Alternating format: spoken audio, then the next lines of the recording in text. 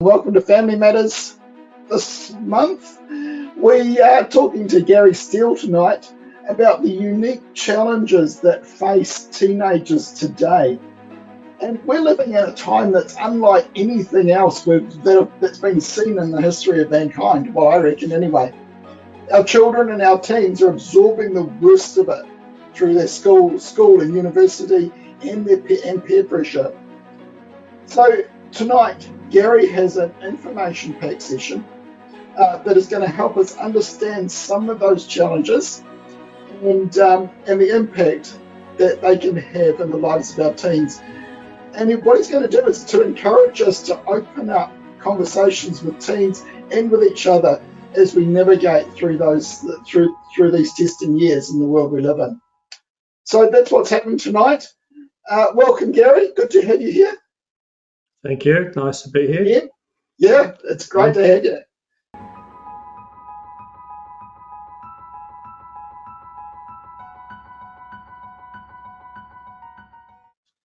So, Gary, teenagers and teenage issues, challenges that face teens. What was it that set you looking at this subject? Okay, well, a couple of things. I've been reading a fair bit of stuff on gender dysphoria and watching YouTubes on it and so on, and I pretty well moved on from that when I was tuning into a Jordan Peterson program or episode or whatever he calls Podcast. He was interviewing someone, and I'm a bit of a fan, I must confess, but by no means agree with a whole lot of what he says. But nevertheless, so he does strike a chord on a number of points, and I think he's fairly accurate with his academic quotations. And he made this throwaway comment of how that girls have more negative emotions than boys post-puberty, and that studies have shown that prior to puberty, emotional negativity is about equal in boys and girls, but immediately they hit puberty, the girls spike on emotional negativity in respect of themselves. And this fascinated me, and so I went off to do some research on it and found some papers that supported this very fact. So that's and where we're going with this, the end of all of it, is basically to say, are we doing enough in educating girls around this transition period from girlhood to womanhood and the challenge that they're likely to face? We're pretty good at the biology. Year 4 in Australia, anyway, girls get an education on what they can expect from menstruation and so on. And these are 10-year-olds, so 10-year-olds getting told that, and it's appropriate. It's appropriate because kids are maturing earlier and so on. And I've got only praise for what I know of what the schools do. But I don't think they tell them about the emotional changes they're going to experience as they go through this period.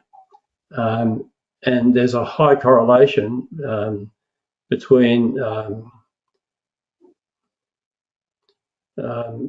depression, anxiety, and so on, and proneness to anorexia, and those cutting and bulimia and that sort of thing, and these negative emotions.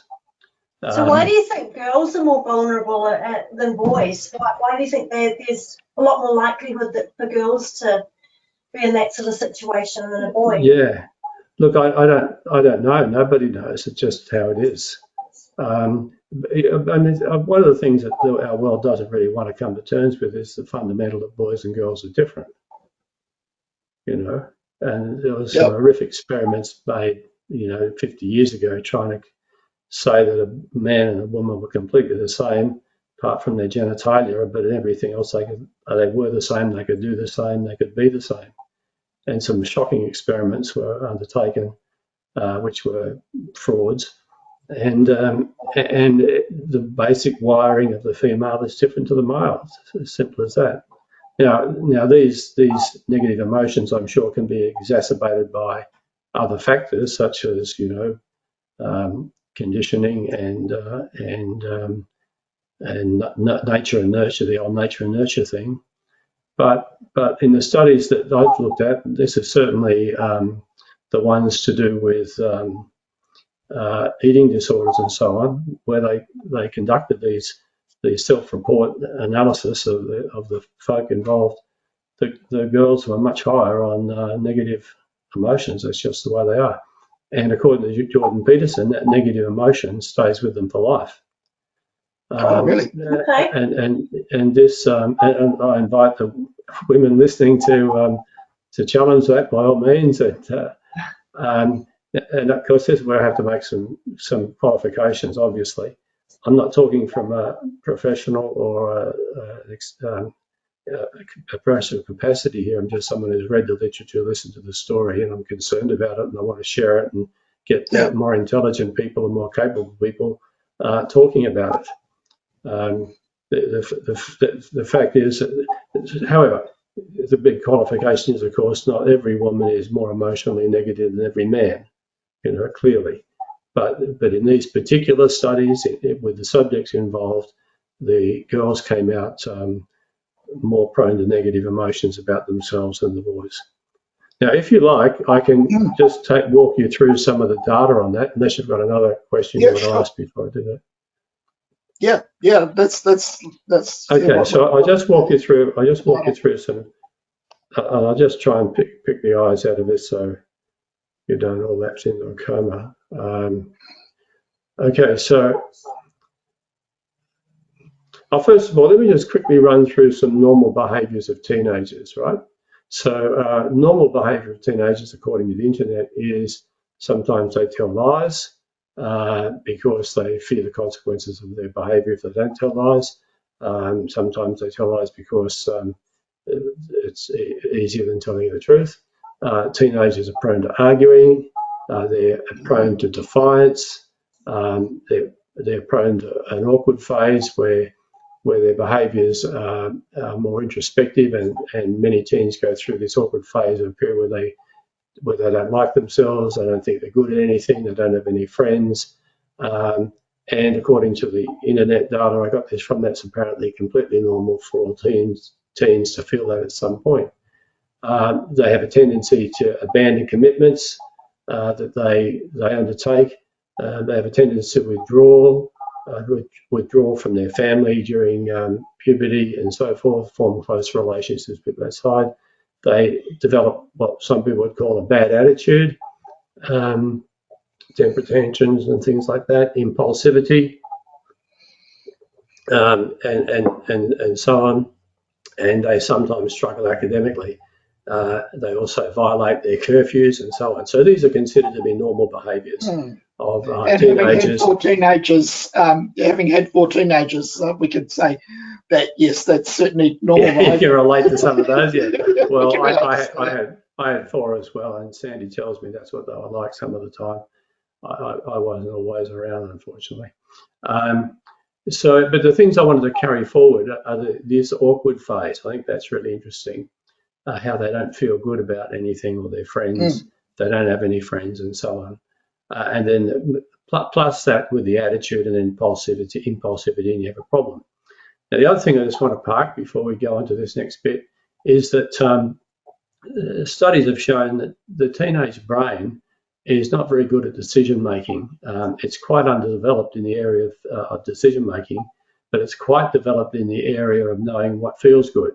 So there's a high appreciation of of emotional responses to pleasure, but not a good response to rational thinking and decision making, which is why they make a lot of decisions that are not in their best interest. In fact, some studies claim that when they're 10 years old, they'll make better rational decisions about important issues than they can when they're 16. Okay. Oh, right. Which is kind of interesting.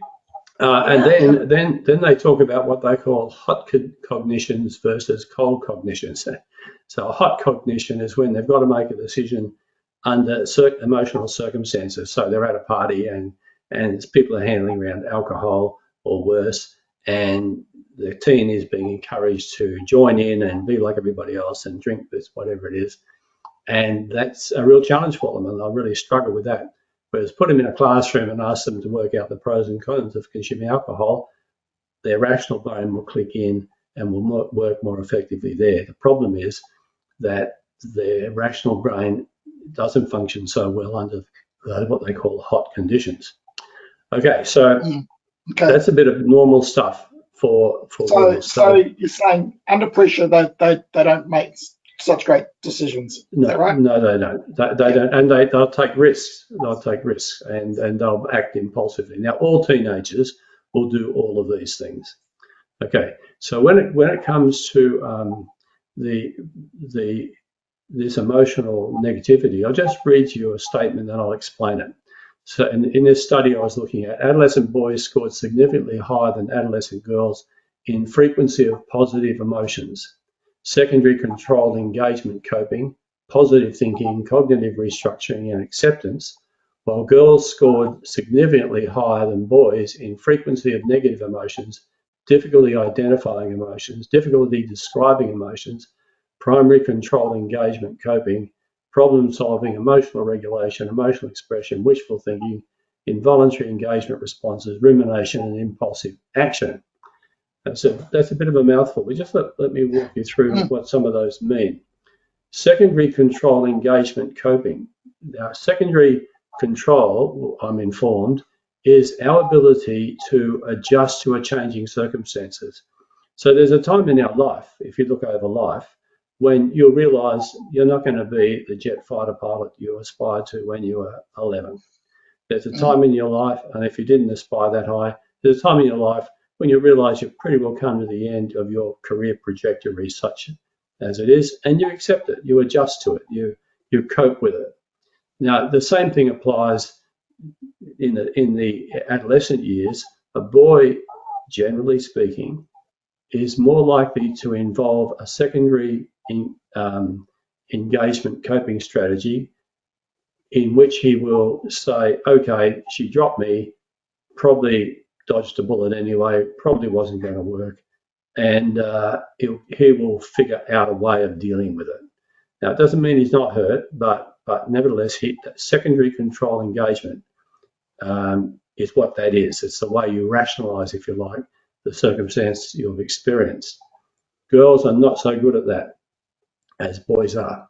Boys are better at positive emotions, positive thinking, and restructuring and accepting of circumstances, whereas the girls don't do that so well. Right, and also so there's secondary control and primary control. So primary control is where you are trying to change your world to fit you. So you're getting ready to apply for a job, and you've got all your resumes in order, and you're going to influence the person to give you the job. That's primary primary control or engagement. And the secondary is, oh, well, I didn't get the job, but I probably would have liked it anyway, and I'll try again for another one. Boys are better at that than girls are. Now, the point about that is it increases, in my view, increases the girl's vulnerability, because we all desire security and significance in our lives, right? So we want to feel secure, we want to feel significant, not very significant necessarily, but we want to feel significant in someone's eyes. And typically teenagers look for their peers for that. So they want to believe that the group they're in, they're secure in the group, and they want to believe that they're valued in the group, boys and girls alike. We know, though, that when in girl groups, the way they manage themselves and the way they behave is quite different to boys. Boys tend to be more roughhousing, more put downing, but they also have this ability to look after the little guy, the weedy guy, and stand up for him. Whereas in the girl groups, if a girl gets ostracized in a group and feels like she's not valued, doesn't have any significance, then that cuts very deep for her and makes her vulnerable to someone else coming along suggesting that maybe she should think of alternative ways of finding significance in life. That makes sense? Yeah. All right. Yep. So it's this idea of vulnerability that got me thinking. that wouldn't it be good if we said to girls in particular, not excluding boys, but girls in particular, hey, you're 12 years old, or you're 11 years old. In time, you're going to have some doubts about yourself. You're going to think you're not going to fit in so well. You might struggle finding friends, and for a mother to share this, and maybe some of you already do this, for a mother to share this, or an older sibling to share it, can help girls navigate this brief period in their life. That's really good advice, because so often, as you said earlier, the advice, well, particularly from school, will come in the physical things. You're going to have a period, you're going to change shape, blah blah blah.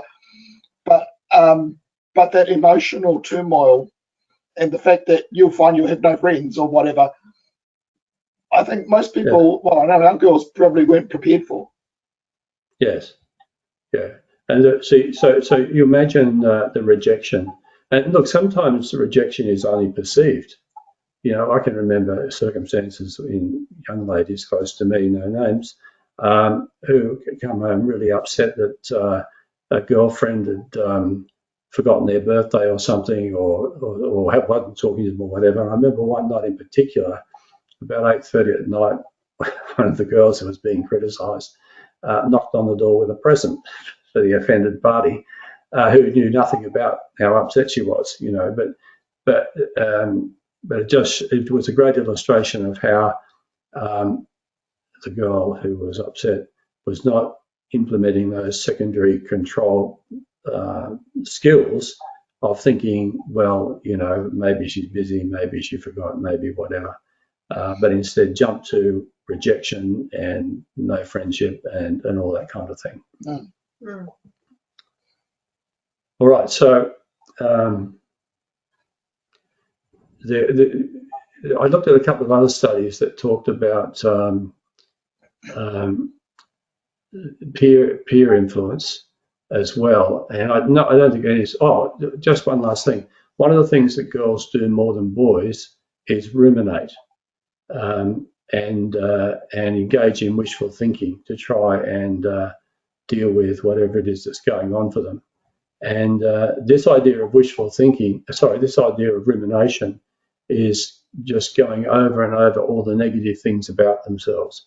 And so this becomes a building kind of experience in their life where they devote time to just ruminating on what's wrong. As a girl, yes, I'm hearing it there, Gary. Hang on, sorry, that was...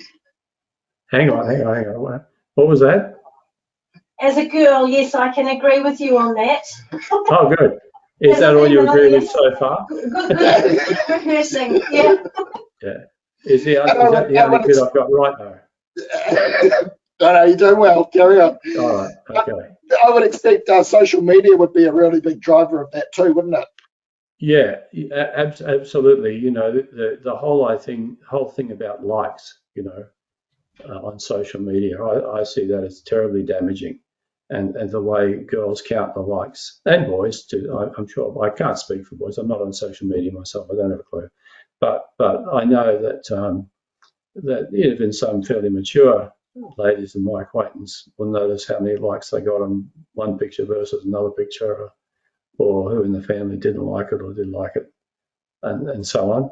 And I don't know that that's particularly damaging in the case I've got in mind, but I can see how terribly damaging it is for teenagers.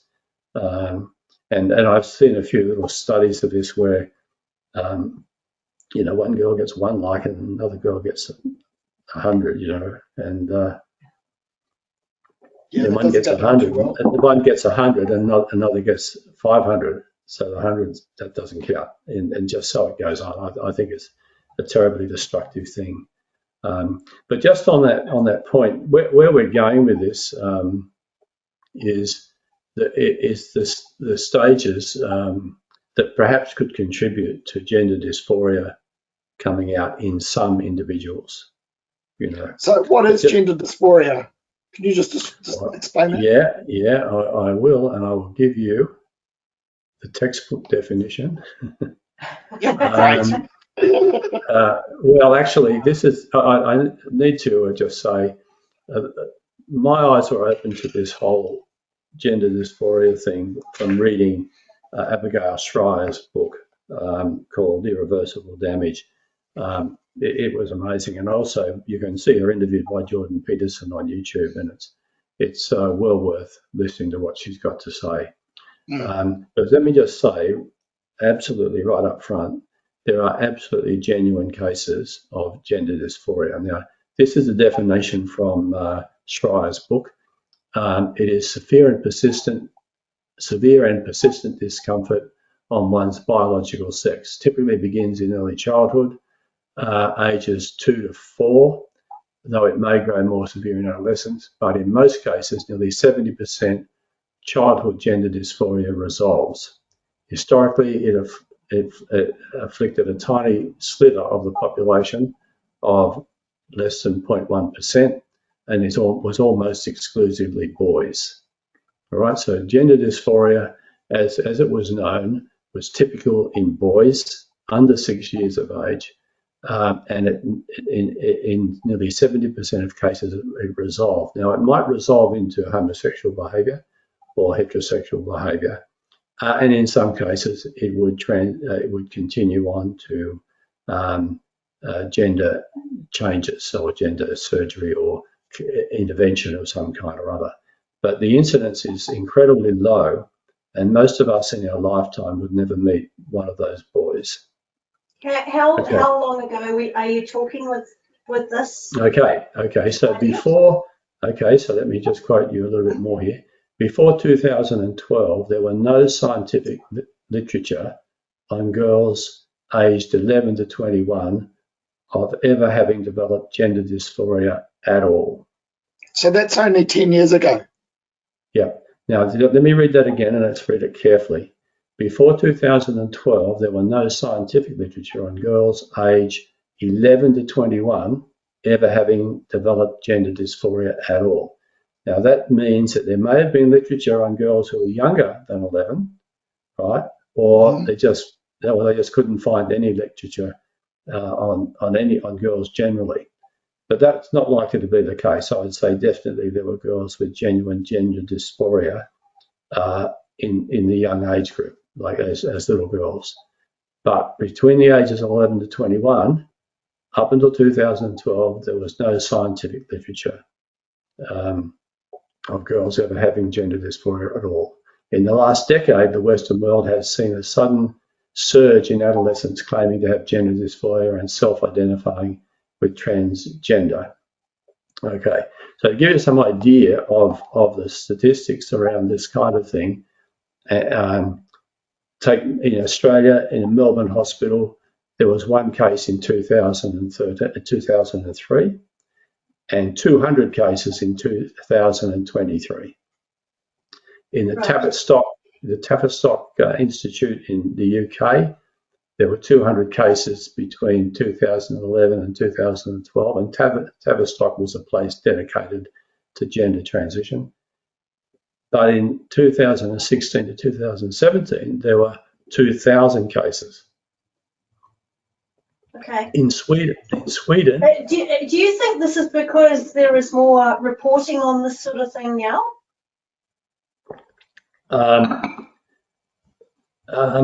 No. Well, there's certainly more reporting of it because there are more people declaring it and coming out with it. I don't think that there were more people around, just not reported, because they go to these clinics and they get recorded. So anyone who sought help from Tavistock, for example, became a statistic. Anyone in Sweden, I'm just kind of jumping ahead of myself here a bit, but it doesn't matter. Sweden was the first country in the world to approve gender transitioning, and they did it in 1972, right? 1972, and it was covered by their medical health scheme. Now, Sweden from 2008 to 2018 had a 1,500% rise in cases. Right, in 10 years, they had a 1,500% rise in cases. And so now Sweden is putting the brakes on because they simply don't accept that these girls, and it's mostly girls between the ages of 13 and 17, they just don't believe that these girls are genuine cases. Something else is going on. They won't come out and tell you what they think it is. So I have a question then. You said originally that most of the cases of gender dysphoria previous to 2012 were in boys, and there was what 1% or 0.1%. Yeah, look, and now you've got a whole lot of teenage girls who are now the predominant thing. Why the change? Okay, let me read you a quote from Schreier's book, quoting an expert in this sort of stuff. Just excuse me.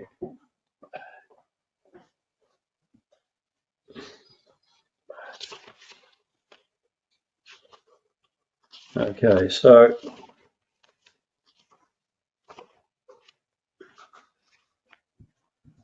get a bit of light on the subject here.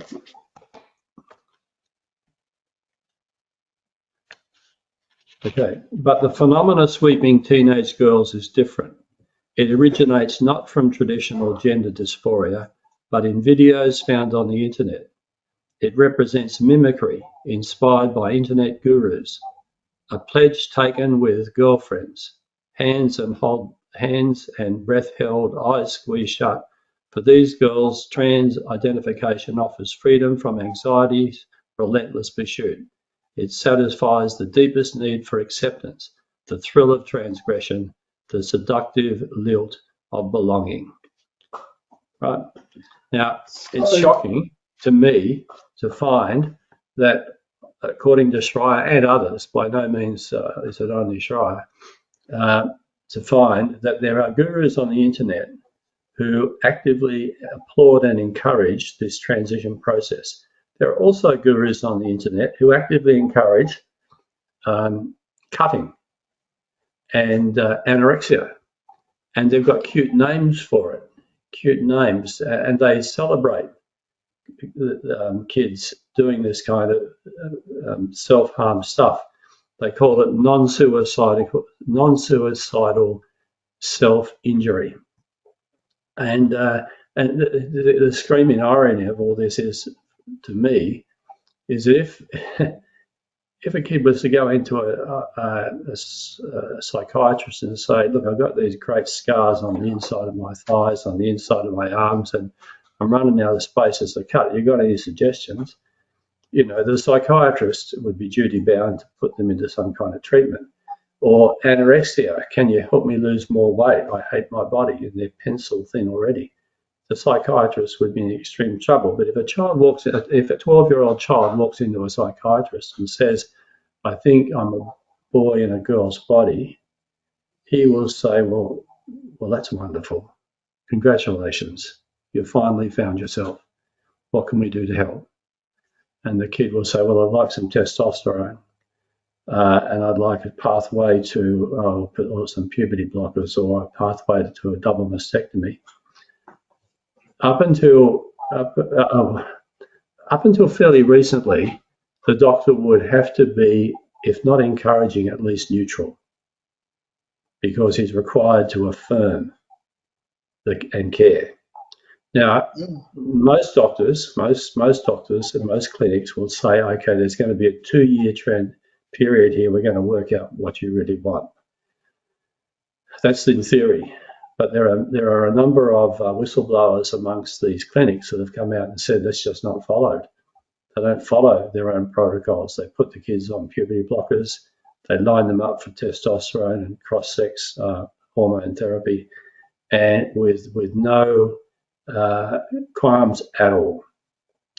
And if you fast forward a bit and say, okay, so what you're saying is a kid goes in 15 years of age now, not 12, 15, 16 years of age, and says, I want a double mastectomy, then they're not going to push back, you know. So you can't starve yourself and you can't cut yourself, but if you want to cut your breasts off and chuck them in the bin, you can.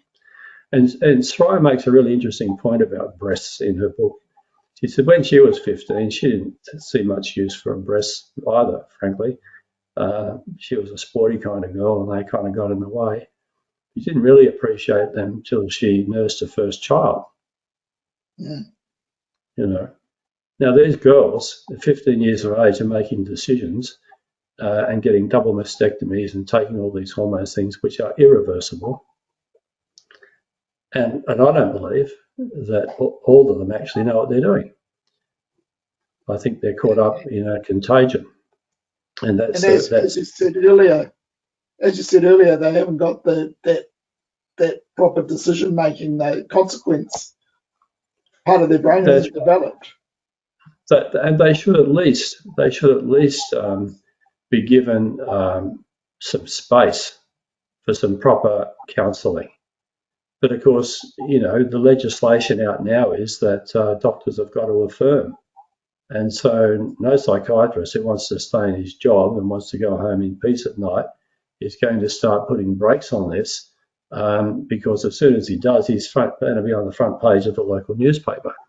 Now, some doctors, in fairness, I have to say, some doctors are starting to push back, you know, in various parts all over the world. As I said, Sweden is really putting the brakes on.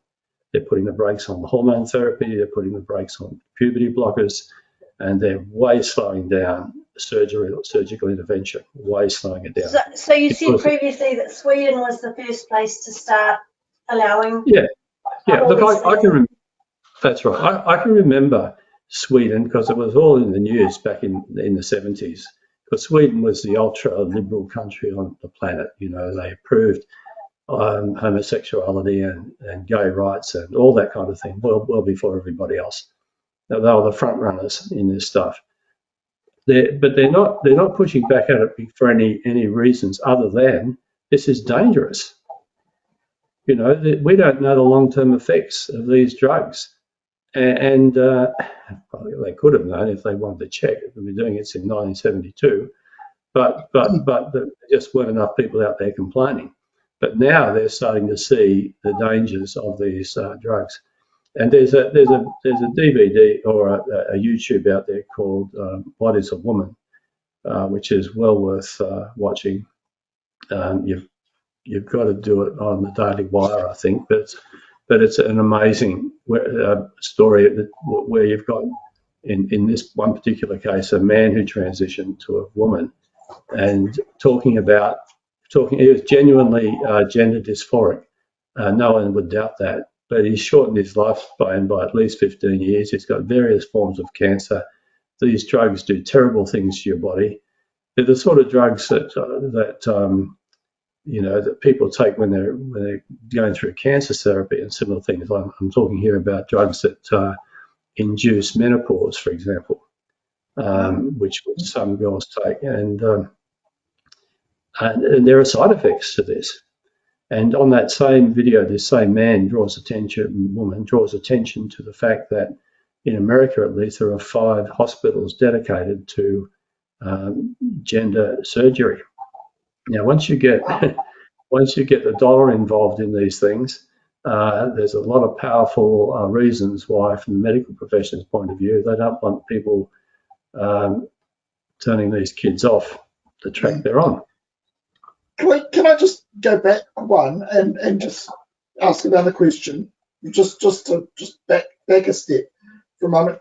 Can a boy really be trapped in a girl's body, or a boy or a girl be trapped in a boy's body?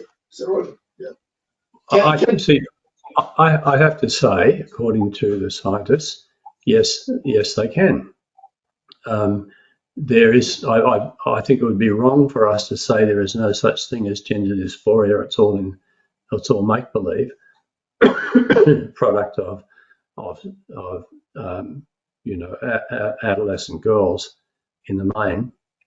That wouldn't be right to say. I think that the evidence is there that there are a minority of boys who wake up, they think they're in the wrong body.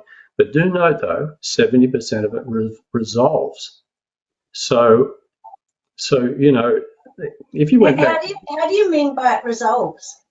well, they stop thinking they're a girl in a boy's body, and they come out as gay, or they become heterosexual, or they continue to dress as girls, cross-dress. They do lots of different things.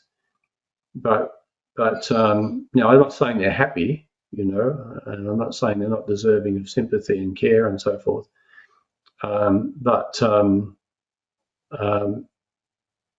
They're a very small minority, and they're no relationship whatever to what we're talking about here tonight, which is this phenomena of teenage girls. Yeah. I just wanted to get that clear before we carried on too far. That yes, there are people that.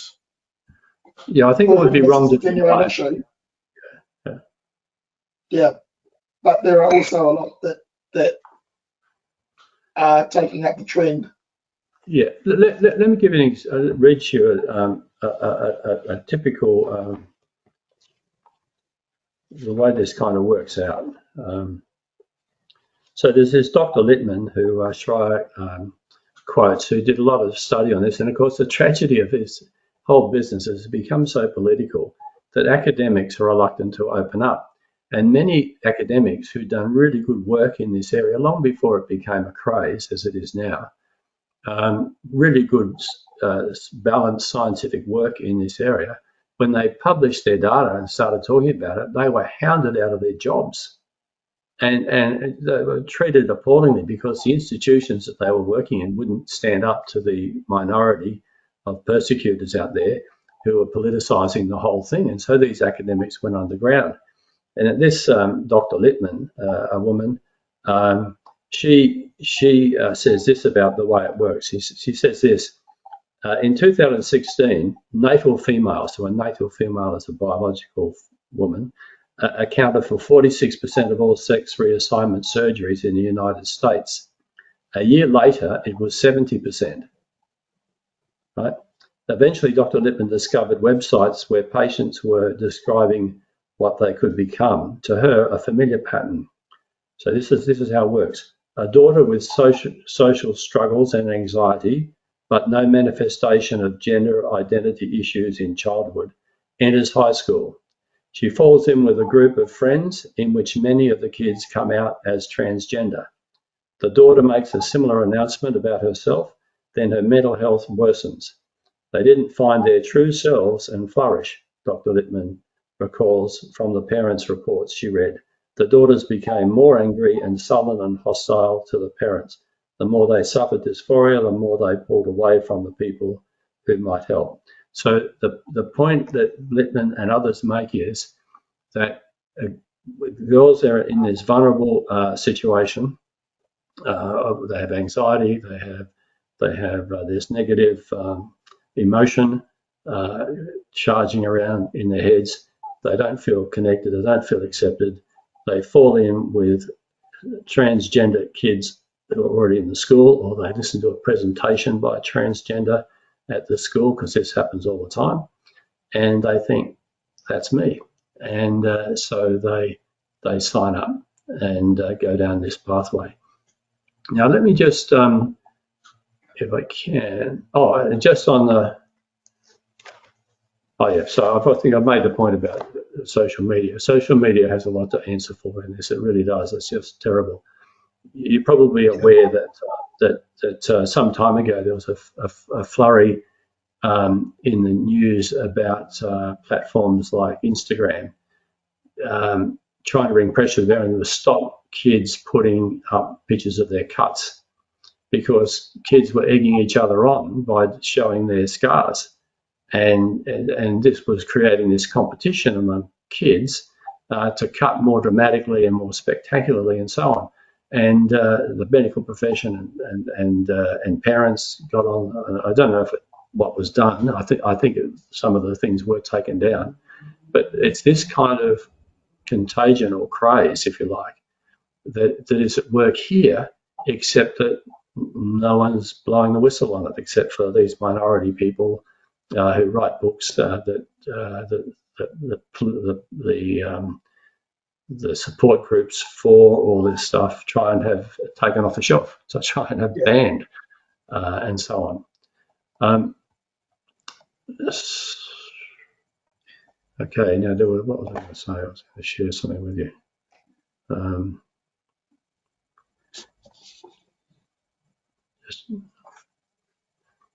So the bit I found particularly disturbing about this, so I think we've covered a bit about peer pressure. Peer pressure is enormous in this area, just like it is in other areas like bulimia and anorexia in particular is a big peer pressure thing. And especially, as you said before, where the girls are particularly emotionally vulnerable to. That's right. That's right. Yeah. Yeah. Now, again, we're not excluding boys from this, right? What we're saying is that girls more than boys are subject to negative emotions, ruminations, and general negative ways of managing with life's disappointments, and therefore I'm suggesting that they are more vulnerable. Yeah. Right? So this is what the gurus say. The gurus advocating trans behaviour. If you think you might be trans, you are. Trying out trans, binders are a great start. Testosterone is amazing. It may just solve all your problems. If parents loved you, they would support your trans identity. If you're not supported by your trans identity, you'll probably kill yourself. Deceiving parents and doctors is justified if it helps transition. You don't have to identify as the opposite sex to be trans. Now, just I invite you to just absorb the last one. You don't have to identify as the opposite sex to be trans. Okay. Now, when you look into this, what you find these people who are neither male nor female. They are collecting people of like mind, and they don't go in for all the terrible surgery necessarily. They don't disfigure their bodies so much. They identify in this new world called trans, queer, or whatever it is they call themselves. Now I find that really disturbing. You know, I could understand if a person honestly feels that they're a boy in a girl's body, you know, and they will go all the way, and they'll try and have a male genital organ created for them. Won't work very well, but they will do it. But only 12% of people who undertake surgery go for that option. It's very, very low of all the people who go in for surgery of some kind or another. So what you're ending up with is something that is neither male nor female. It's this transposition. And of course, I am very sceptical about. Does that mean that they take all sorts of hormones to block everything? Well, they'll take the drugs that create the body that they want. So I look at some of these trans. So it's a girl who's trans to something. She doesn't look like a boy. She hasn't gone as far as growing whiskers. We don't know if she's had top surgery, as they call it. She certainly looks different, but she looks fairly attractive in her little model of the world, and she's encouraging others to follow her, but those others don't know how far she's gone. Look, I'll give you an example. One of my grandchildren has a headmistress who is gay, and they had a child, and the partner was supposed to be trans, like a woman transing to a male, but she was able to breastfeed. Now that means she hadn't taken all the drugs. She hasn't done any of this sort of stuff. She was just pretending to appear like a bloke and declare herself to be trans male. I found that astonishing because this teacher is all about trans and work out whether you think you're a boy or a girl when you're 5 years of age, and some of these other terrible things that the educationalists are doing. So I find these things very subtle And in America in particular, or not just America, but there are scripts you can get on how to con the doctor into believing you've always been trans, so you'll get the testosterone you want or the puberty blockers that you want. In Australia, the legislation is such that you cannot try and talk a child out of this if it's going to do them harm. It's a really dodgy kind of law to try and understand, actually. Yeah. So you might be able to dissuade them a little bit, but as soon as they complain about you, then they'll throw you in jail. Yeah. So with that sort of circumstance, are there any medical safeguards in place for my 15-year-old who decides they want to change their gender? Well, they don't come to see me, they go straight to the doctor or the counsellor or whatever. Is there anything there that's going to slow the process? Yeah, in Sweden, they won't stick you on drugs. Now, in Sweden, you'll have to go through a long, drawn-out process. In Australia, in Australia, I wouldn't want to see any kid go to a physician in Australia about gender dysphoria at the moment.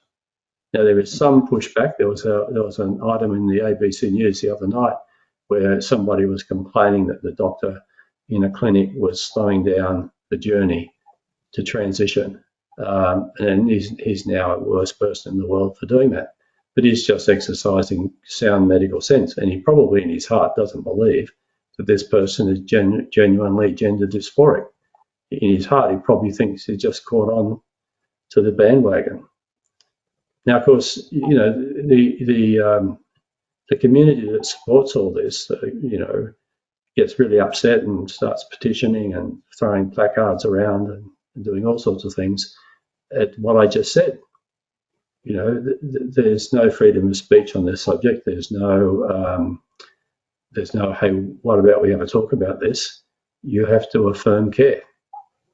And that's what the doctors do. So there are no safeguards. And if you read Schreier's book, case study after case study where parents were honestly believing they were taking their girl to a rational, professional, medically trained person who would have a proper process in line with the DSM-5 protocols, that's the Diagnostic Statistical Manual for Disease States, and that they would be subject to that, only to find out from the minute they walked in the door, the doctor was full of congratulations and what can I do to help? And so the parents would go from therapist to therapist to therapist and finally give up in despair and get on the net to find a support group that could help them.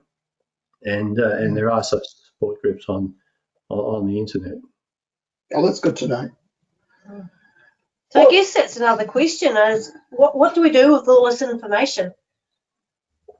Well, okay, so what got me thinking about this, and as I say, I'm not the person best qualified to talk about this at all, in my opinion.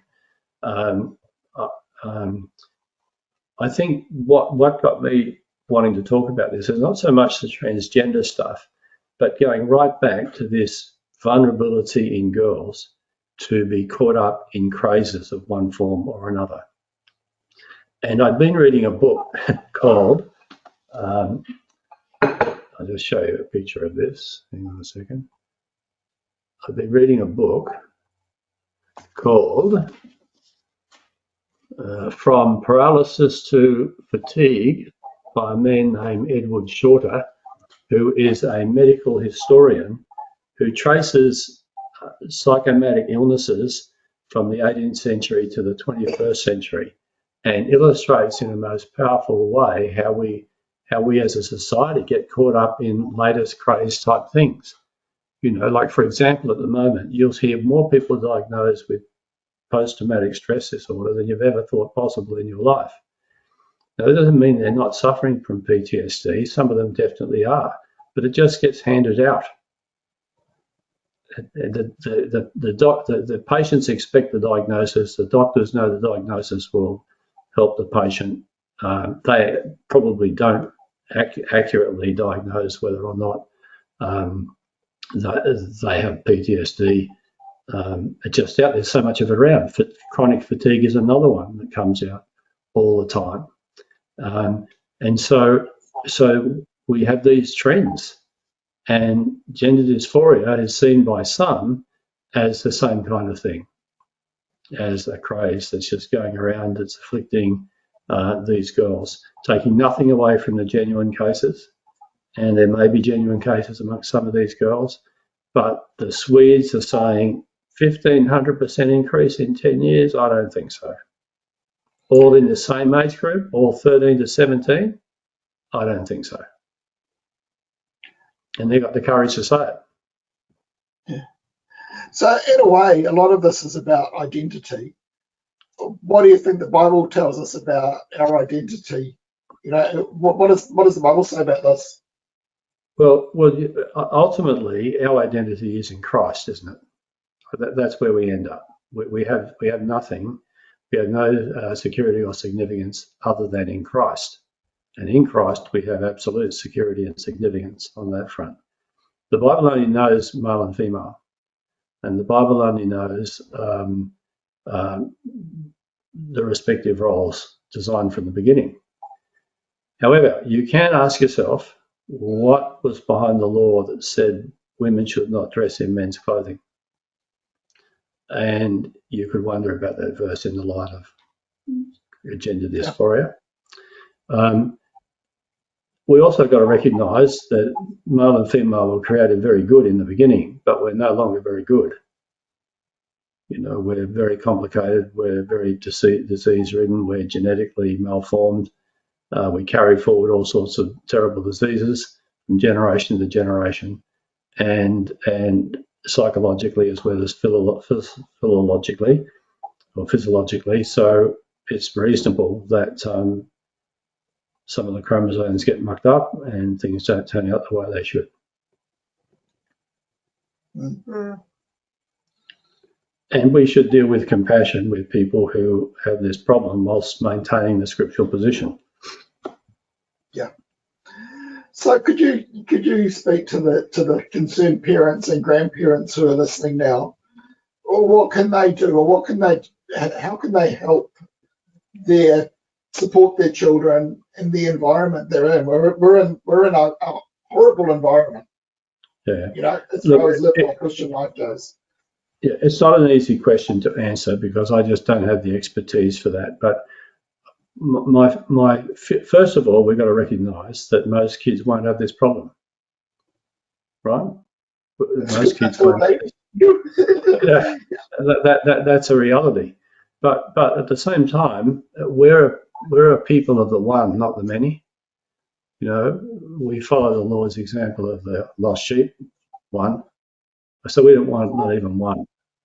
You know, we can't just say, oh well, that was just one. We have to consider the whole could be the one. So, but nevertheless, it's most likely not to be happening. But the thing that I find important is to be talking about this kind of thing within earshot of children and letting them hear us talk about it, not dramatically, not carrying on, but just calmly and rationally talking about it. And I found with one of my grandchildren in particular, who has a toe on the spectrum, and spectrum kids are very vulnerable to this, incredibly vulnerable to this. But she joins in the conversation and she tells what's going on at school and she reports, and a younger sister follows suit. And so they are building a resistance to the propaganda, and they are self-reinforcing their own identity by doing that.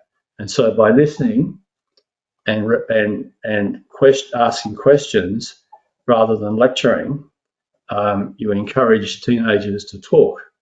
And as they talk, they learn what they believe. And when we ask them the right questions, then they talk some more and they learn more about what they believe.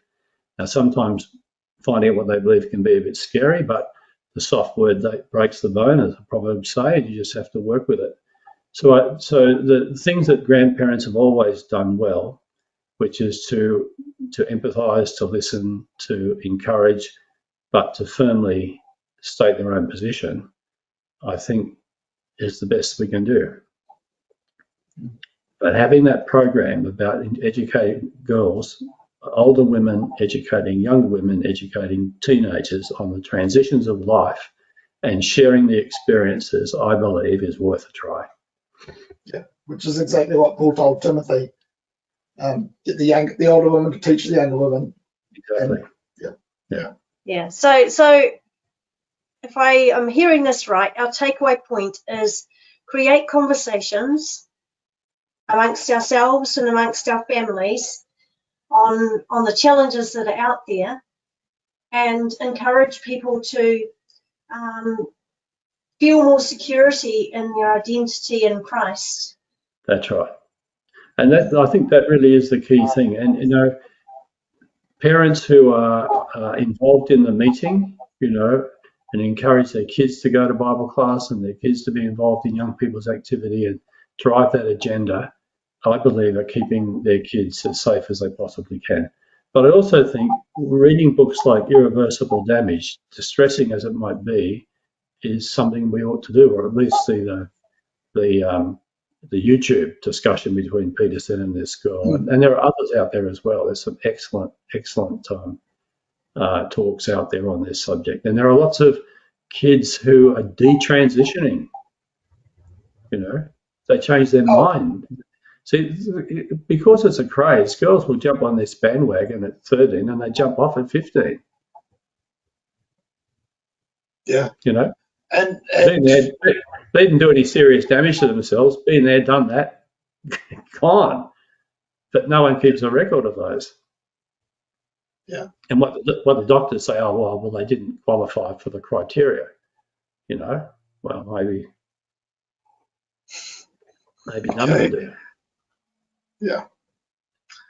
Oh, thank you very much, Gary. We've really appreciated having you with us tonight.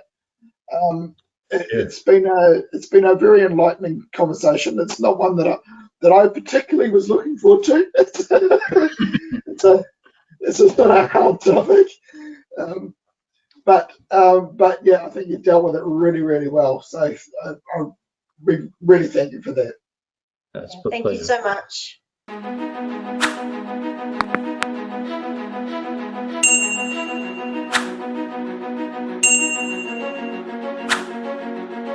Don't forget to hit like, subscribe and share the video if you thought it was interesting. See you next time, God willing.